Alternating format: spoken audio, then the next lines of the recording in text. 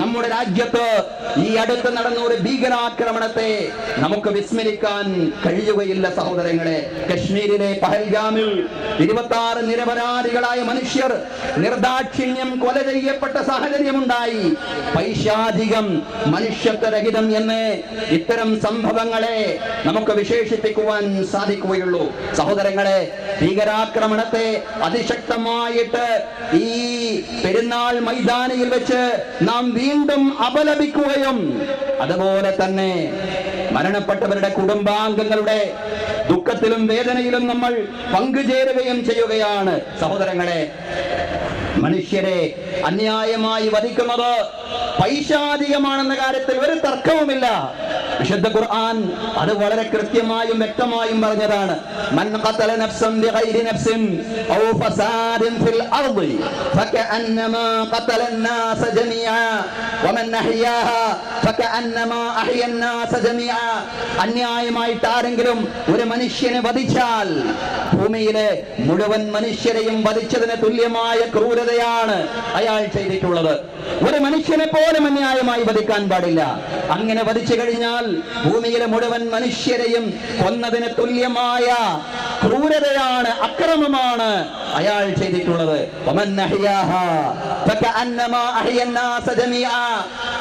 ആരെങ്കിലും മരണക്കയത്തിലേക്ക് മുങ്ങിക്കൊണ്ടിരിക്കുന്ന ഒരു മനുഷ്യനെ രക്ഷപ്പെടുത്തി കഴിഞ്ഞാൽ ഭൂമിയിലെ മുഴുവൻ മനുഷ്യരെയും രക്ഷപ്പെടുത്തിയതിന് തുല്യമായ പുണ്യപ്രവൃത്തിയാണ് അയാൾ ചെയ്തിട്ടുള്ളത്. സഹോദരങ്ങളെ, ഇതാണ് വിശുദ്ധ ഖുർആനിന്റെ നിലപാടെന്ന് പറയുന്നത്. ഇതാണ് ഇസ്ലാമിന്റെ എന്നത്തെയും നിലപാടെന്ന് പറയുന്നത്. ഒരു മതവും ഒരു ആത്മീയ ചിന്തയും ഒരു തരത്തിലുള്ള ഭീകരപ്രവർത്തനങ്ങളെയും അംഗീകരിക്കുന്നില്ല. മനുഷ്യ മനസാക്ഷിയെ നടുക്കിയ പഹൽഗാം ഭീകരാക്രമണങ്ങളെ, അതുപോലെയുള്ള ഭീകരാക്രമണങ്ങളെയും അതുമായി ബന്ധപ്പെട്ട വാർത്തകളെയും രാഷ്ട്രീയ നേട്ടങ്ങൾക്ക് വേണ്ടിയും സമൂഹത്തിൽ വെറുപ്പും വിദ്വേഷവും പ്രചരിപ്പിക്കുന്നതിന് വേണ്ടിയും ദുരുപയോഗപ്പെടുത്താതിരിക്കാനുള്ള ജാഗ്രതയും കരുതലും എല്ലാവർക്കും ആവശ്യമാണ്. സഹോദരങ്ങളെ, നാം ഐക്യത്തോടുകൂടി മുന്നോട്ട് പോയി കഴിഞ്ഞാൽ ആർക്കും നമ്മുടെ രാജ്യത്തെ തകർക്കുവാനോ മതപരമായിട്ട് ഭിന്നിപ്പിക്കാനോ കഴിയില്ല എന്ന് ഭീകരാക്രമണ ശേഷം വളരെ കൃത്യമായിട്ട് നമുക്ക് ബോധ്യമാവുകയുണ്ടായി, ലോകത്തിന് ബോധ്യമാവുകയുണ്ടായി. സഹോദരങ്ങളെ, ഐക്യത്തോടെ മുന്നോട്ട് പോവുക എന്നതാണ് പ്രധാനം. 26 നിരപരാധികൾ കൊല്ലപ്പെട്ടപ്പോ അതിൽ സയ്യിദ് ആദിൽ ഹുസൈൻ ഷാ എന്ന പേരുള്ള ഒരു മനുഷ്യൻ കൂടി ഉണ്ടായിരുന്നു. നമുക്കറിയാം, നമ്മൾ വായിച്ചതാണ്. സഹോദരങ്ങളെ, വൃദ്ധരായ മാതാപിതാക്കളും ഭാര്യാസന്താനങ്ങളും അടങ്ങിയ സ്വന്തം കുടുംബത്തെ പോറ്റാൻ കുതിരസവാരി നടത്തി ജീവിക്കുന്ന ഒരു മനുഷ്യനായിരുന്നു അദ്ദേഹം. ഭീകരവാദികൾ തന്റെ കൂടെ യാത്ര ചെയ്യുന്ന ടൂറിസ്റ്റുകൾക്ക് നേരെ നിറയൊഴിച്ചപ്പോ, വെടിയുതിർത്തപ്പോ ആ പാവപ്പെട്ട മനുഷ്യൻ ചോദിച്ച ഒരു ചോദ്യമുണ്ട്.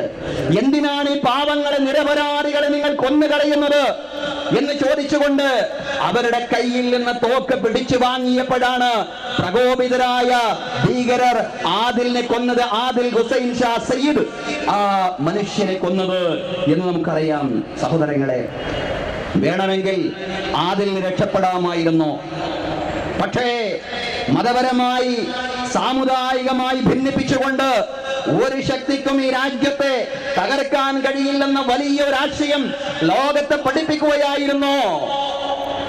അതിലടക്കമുള്ള ഈ 26 രക്തസാക്ഷികളും ഈ 26 മനുഷ്യരുണ്ട്. അതിൽ മലയാളിയായ നമ്മുടെ ഒരു സഹോദരൻ കൂടിയുണ്ട്.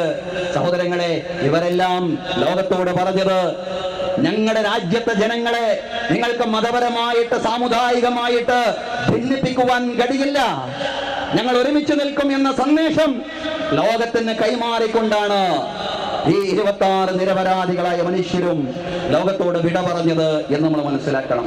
തുടർന്ന് ഭീകരതയ്ക്കെതിരെ നടന്ന സൈനിക നടപടിയും ഏറെ പ്രശംസനീയമാണ്. അക്രമങ്ങൾക്കെതിരെ നമ്മുടെ രാജ്യം ഒറ്റക്കെട്ടാണെന്ന് വിളിച്ചു പറയാൻ ഈ സൈനിക നടപടികൾക്കായി എന്നുള്ളതാണ്. അതിന്റെ പിന്നിൽ പ്രവർത്തിച്ച എല്ലാ സൈനികർക്കും ആദരവോടുകൂടി നാം നന്ദി അർപ്പിക്കുകയാണ്. സഹോദരങ്ങളെ, സഹോദരിമാരെ, പുതിയ വാർത്തകളും വിശേഷങ്ങളും ഇനി വിരൽ തുമ്പിൽ. എല്ലാ ഡിജിറ്റൽ പ്ലാറ്റ്ഫോമുകളിലും ഇപ്പോൾ സീ മലയാളം ന്യൂസ് ലഭ്യം.